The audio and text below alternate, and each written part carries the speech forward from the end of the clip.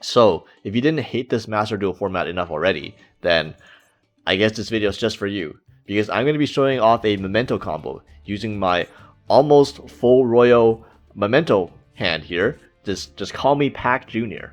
And yeah, some people might hear the words Memento combo and that might just trigger their PTSD, because to a lot of people, Memento was known as this deck that summoned this very toxic floodgate monster called Paradise Smashers, which thankfully has been banned in Master Duel for a couple months. However, that is far from the only toxic thing that Memento can summon, especially if you were watching the Yu-Gi-Oh! Master Duel World Championships this past weekend. The cat should already be out of the bag, but there were quite a few Memento deck lists being played in that tournament, and a few of them summoned this very specific card. This monster called Artifact Mjollnir. Okay, what this card does is, if you can special summon this to your opponent's side of the field, then they can't special summon monsters except artifacts until the end of their next turn. And there's only one artifact that people are playing right now, which is Artifact Lancia. So basically, they can special summon Artifact Lancia and nothing else. That essentially means that they are floodgated out the game and they won't be able to play the game. So awesome. You know, Memento, even without Paradise Smashers, can still summon all these toxic degenerate shit. And how easy is it to Mjollnir lock your opponent? It's very easy. In fact, I'm pretty sure almost every single Memento combo lets you do the Artifact Mjollnir lock. For example, look at this hand. Every single Memento monster in this hand does it. Okay, Angwitch, Darkblade, Tatsuno Otoshigo, each one of these cards allows you to do a one-card combo to Mjollnir lock your opponent single-handedly. Even with Goblin, it also works. So like basically any one-card combo lets you do the full Mjollnir lock off of one card. So yeah, so I'm going to be showing you how to do the Mjollnir lock with this one-card combo, and I'm only going to be showing one because frankly, a lot of these one-card combos in Memento are pretty similar, and the Memento combos are pretty long anyways. And the important part is just knowing how to actually access your Artifact Mjollnir and access your Artifact engine. So yeah. Anyways, let's do the one card Angwitch Mjollnir lock. I'm gonna pretend these other 4 cards in my hand don't exist. So we're gonna normal summon Angwitch, and this should look pretty similar to most Memento combos to start. We're gonna add Horse to hand, and we're gonna special summon Horse, and we're gonna use Horse to pop itself. It's just standard stuff, and then Horse pops itself. It's gonna send Goblin, Gaddock, and Mace to the graveyard, and then that's gonna trigger Gaddock to special summon itself, and then you're going to add the Horse back to your hand. Add the Tatsuno Otoshigo back to your hand, and next you're gonna use Angwitch. And Angwitch target the Mace, and then pop the Gyat, and then special summon the Mace, and then use Mace's effect, and you're gonna pop the Angwitch, and you're gonna add the Memento Fusion to your hand. And this is the only line where you have to do this, but we want to get this Memento Lin Mace into the graveyard, so to use as fodder for our Memento Lin Fusion. So we're gonna link off the Mace into a Link 1 of your choice. It could be Link Karibo, or it could be Relinquished Anima. Does not matter which one. You just gotta get it to the graveyard so that you can use your Memento Fusion. And then Memento Fusion is gonna make a Creation King by shuffling back Mace, Gaddock, and Goblin. And then, this is more just standard Memento stuff from this point forward. So we're gonna use Creation King, and we're going to send the second copy of Creation King and Akihiron plus a Darkblade. And then we can banish the Creation King in graveyard to add our field spell to hand. And then you're going to activate the field spell, and then activate the Memento Fusion effect in grave. Banish itself to pop the Creation King. And then you're going to add a Bone Party to your hand, and then that's going to trigger your field spell, targeting your Creation King, and then also just going to trigger Akihiron to special summon itself.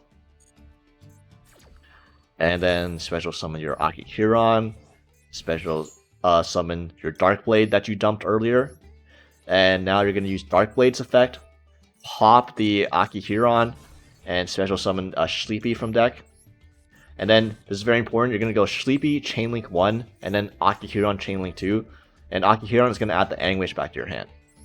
This way, during the course of our combo, we've added both our Tatsuno Otoshigo and our Anguish back to our hand. That means when we fusion our Memento and Twin Dragon, we can simply use the Anguish and the Tatsuno Otoshigo that we added back to our hand for free during our combo as fusion material. So we can basically get free fusion material for this Twin Dragon. So this Twin Dragon costs us no extra fusion material.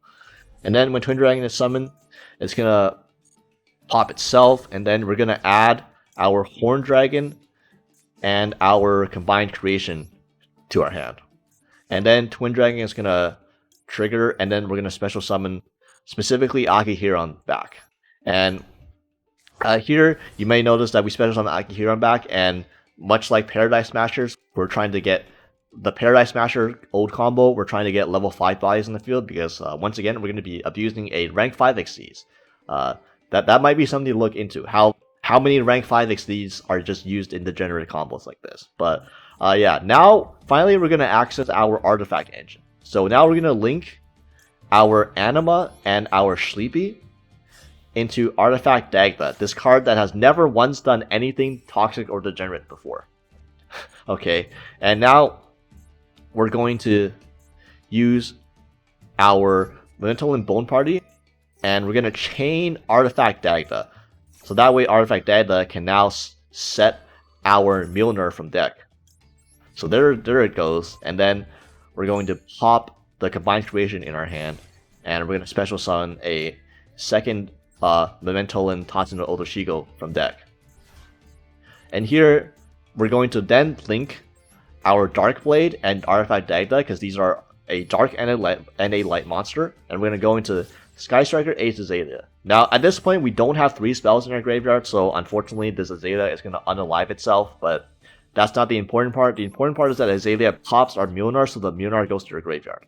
And then we can Xyz summon using our 2 level 5 monsters on the field, Akihiron and Tatsuno Otoshigo, and we're going to go into Imperial Princess Quinquerry. Now, if you know what this card does, then you, sir, are a degenerate, because this card has only been used for the sole purpose of the Artifact Mjollnir lock. It's basically served no other purpose in Yu-Gi-Oh. So yeah, that's if you know what this card does, you probably know how to Mjollnir lock your opponent already. But yeah, anyways, before we do anything else, we're gonna special summon our Memento and Horn Dragon, and then we're gonna special summon back our Combined Creation in graveyard, and we're gonna shuffle back everything except the Creation King. So shuffle back all of these, and then summon back the Combined Creation. And now, we're going to use our Imperial Princess Quinquerry's effect, where we can detach a material. So we're gonna detach Akihiron, and we can target a level 5 monster in either graveyard and special summon it to either side of the field. Because, again, special summoning monsters to your opponent's side of the field has never once been toxic before. Clearly, right? So now we can summon Artifact Mjollnir to our opponent's side of the field, and then this is going to trigger, and then our opponent is going to be locked from the game. They cannot special summon anymore. Similar to Paradise Smashers, except this is arguably even better than Paradise Smashers, because Paradise Smashers, there was a chance that you could lose the die roll. Okay, there was like a 7% chance that you lose the die roll and it doesn't flick at your opponent. Here, there's no chance of that. Here, you get this far, your opponent is guaranteed to be flicked out of the game, so that's great. And number 2, this is technically your opponent activating a monster effect on their field. Therefore, because they activated a monster effect against their free will, without their consent, much like Ken and Gen, cards like that, this will trigger our Combined Creation, because technically our opponent activated a card, and therefore we get the Combined Creation, summon back our Creation King. So yeah, we get this too. And now we can just go to the end phase, and our end phase, we get the Memento, the field spell, however you pronounce this, set the Bone Party, and yeah, we have, on top of Mjollnir locking our opponent, who now cannot special summon a goddamn thing in their deck, we also have the Combined Creation, and we have the Creation King pop, and we have the Horn Dragon pop as well, in case our opponent somehow wants to do something. You know, we can still just pop everything they do anyways. And yeah, we're gonna pass to our opponent, and we're gonna see if our opponent can literally do anything. Let's see if the Danger Solo Mode AI can do anything to this. Okay, card destruction. Sure, go for it, bro. Okay, Thunderbird. Okay, Nessie, cool. Nessie, you can do that. I don't care. I genuinely don't care. You can do whatever you want. That does not matter, bro. You do you. Okay. Thunderbird. Okay. I'm not even gonna use combine creation. Allure. Okay, sure. Go. Keep cooking. Solo mode. Keep cooking. Allure again. Okay. Keep cooking, sir. You can draw any amount of board breakers you want. It's too late. You cannot use any board breakers because this was activated on our turn, so they could not even use the board breaker to stop this, like Droplet. And yeah, just gonna. That's. I mean, that's just kind of what happens when you Mjollnir lock your opponent. Their opponent cannot play the game, and then they just end up setting cards in their back. They just end up setting cards, and then they can't do shit, and then it's over. So yeah, I'm just gonna, end phase. We're gonna use Creation King. We're gonna pop itself. We're gonna pop their back row, and then yeah, I'll pop Horn Dragon, and I'll pop the Mjollnir. Sure, that's fine. I don't need to pop another card. And that's going to trigger some end phase effects. It's going to trigger a Memento, target the Creation King and special Akihiron. I'm not going to use Horn Dragon's effect because, frankly, our opponent does not even have enough cards for us to pop. So yeah, the Akihiron summon himself back, and then Memento, we can summon back our. This really does not matter what we summon back, so I'll just summon back the Horn Dragon for fun, and yeah. Now here's the funny part. Okay, here's the funny part. We passed back to us, and assuming our opponent couldn't do anything, this Imperial Princess Coin Query is still gonna be on the field, most likely, which means that we can do this, and just to make sure, we can summon the artifact Mjollnir back to our opponent's turn. We can put them in a Genjutsu, and they cannot. Just in case they thought they could do something, they have zero chance to do something. And oh, guess what? That also triggers our Creation King again. So now we can summon back our Creation King, our fucking Creation King. Yeah, this is wonderful, right? Just in case your opponent thought that they could do something just by passing and maybe living, no, there's actually zero chance. They have zero chance to do anything because we can just lock them under Mjollnir for 2 consecutive turns if they pass turn. So they literally have no chance to do absolutely anything. And yeah, that's awesome, right? So anyways, Creation can pop Akihiron, pop Mjollnir, and then pop Horn Dragon, pop their set. Awesome, right? And then just trigger some effects again. Why the fuck not? It's not like our opponent can do anything. And yeah, so Akihiron can just fucking add the Memento fusion back to our hand. Why the fuck not, right? Why the fuck not? And yeah, could this summons the Dark Blade and just attack for game. Our opponent, if for some reason our opponent has a fucking Swift Scarecrow, it doesn't fucking matter because they're still locked out of the fucking game this turn. This is just wonderful. This is such a fair and balanced combo. Dude, that's. Hey man, look man, if you're scared if you're just tired of playing against Malice and Ryzeo, you can play against this instead. So, anyways, I'll just show a sample deck list. It's very standard, so we don't have to spend too much time on it. But yeah. So this is what an artifact Mjollnir locking Memento list will look like, and honestly, it's very, very similar to just a standard, normal, non-Fiend Split Memento deck list. The only thing you gotta add is one Mjollnir in the main deck, and then for the extra deck, you have one Azalea, one Imperial Princess Coin Query, and one artifact Dagda.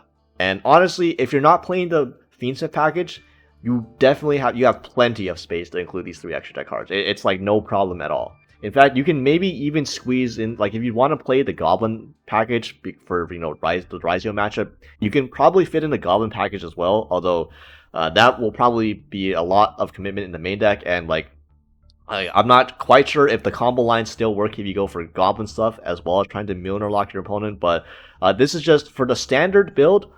The standard build can easily fit everything in, and there's really not much to say. Like this is just a normal Memento deck list that you've probably seen before. So like we're not gonna spend too much time going over this, but yeah, we have like 1 Mace, double Goblin, 2 Goblin if you run the Goblin Biker Grand Breakout to try to dodge hand traps. 2 Maxi, 1 Gaddock. If you're really bad at the game like me, then you can put in a second Gaddock and just play this deck on training wheels. That way, if you hard draw the Gaddock, you don't have to spend time thinking about doing new innovative weird lines. You can just play with like you have the Gaddock in deck still.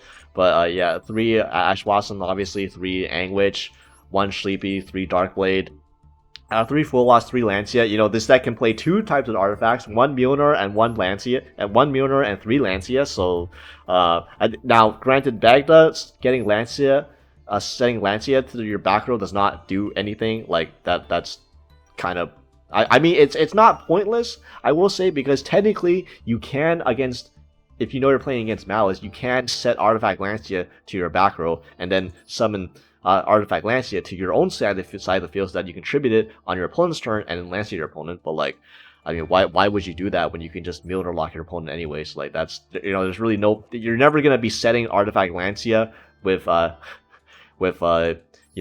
Dagda unless like you're really trying to BM your opponent or something. But yeah, we have the Mjollnir, obviously 3 Tatsuno Otoshiko, and 1 Akihiron, 1 Horn Dragon, 1 Combined Creation, 1 1-for-1 since we're not playing the Fiendship package. The 1-for-1 is just an additional starter.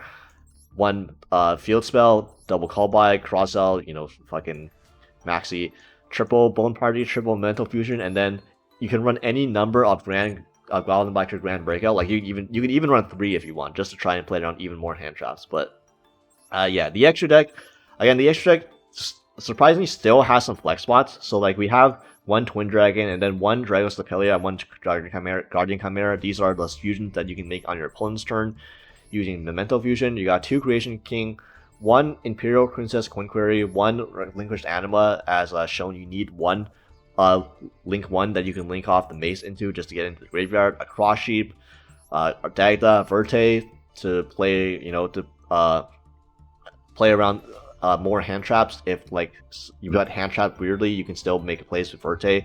1 Sprite Elf. It's not as necessary in this build compared to like the Paradise Smashers build, because the Paradise Smashers you were ending on Sprite Elf a lot of the time, and here, like as you can see, we didn't need to end on Sprite Elf. But theoretically, there are lines where this still comes up if you don't go for the lock, or like if you just hard draw Mjollnir, then the Dagda you don't need to make a Dagda, so you don't need to use that extra body. So you also don't need to go into Azalea, or you can need to go into Azalea, but you don't need to waste extra material to go into Dagda. So you can potentially just go into Elf in those lines too if you really wanted to. But this is a flex spot. 1 SP, 1 Appaloosa, and 1 access code. So like if you really wanted to, you can also cut either any one of Sprite Elf, Verte, Dragos Lapelia, and then just put in super poly targets as well. That also works too. You could also like maybe cut Appaloosa, because again, because you're Mjollnir locking your opponent, you're not going for Appaloosa on your end board anymore. You're going for a Mjollnir lock, so you don't really make Appaloosa as much in this build compared to a normal build. So you could also consider cutting Appaloosa for super poly targets if you really wanted to as well, like Mudragon, Garura, and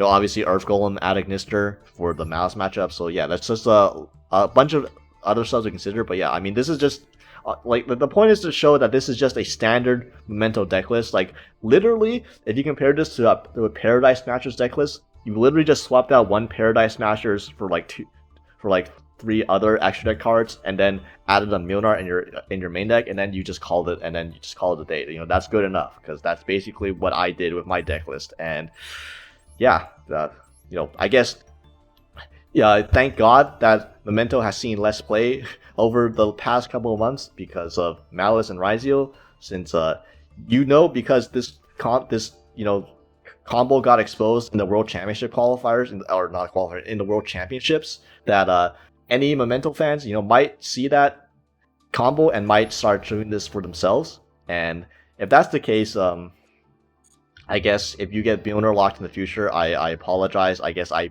also would share some responsibility for getting this combo out there, but I had to look, man. There's a lot of there's a lot of things wrong with Master Duel right now. Okay, this is yet another thing to add to the list. But hey, thank you for watching. I hope you don't get Mjollnir locked in the future. If you do, you have permission to yell at me, unsubscribe, dislike this video, do whatever the hell you want, bro. Leave a mean comment. I would deserve it in that case. But yeah.